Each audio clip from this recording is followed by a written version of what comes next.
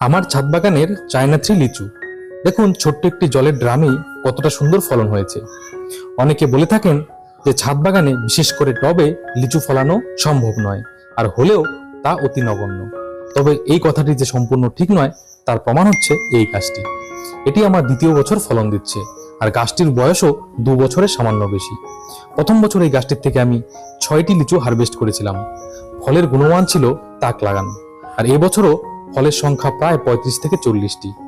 সেটি নেহাত কিন্তু কম নয়। ছাদ বাগানে খুব ভালোভাবে লিচু ফলানোর জন্য মাটি তৈরি থেকে শুরু করে সম্পূর্ণ যত্ন পরিচর্যার ভিডিও খুব শীঘ্রই এই চ্যানেলে আসবে। তাই যারা নতুন আমার এই চ্যানেলটিকে ভিজিট করছেন তাদের কাছে অনুরোধ, ছাদ বাগান সংক্রান্ত বিভিন্ন ইনফরমেটিভ ভিডিও পেতে হলে চ্যানেলটিকে সাবস্ক্রাইব করে বেল আইকনটি প্রেস করে দেবেন। তাহলে আমি ছাদ বাগান সংক্রান্ত যে সমস্ত নিত্য নতুন ভিডিওগুলো আপলোড করব তার নোটিফিকেশন আপনাদের কাছে খুব ভালোভাবে পৌঁছে যাবে। ধন্যবাদ।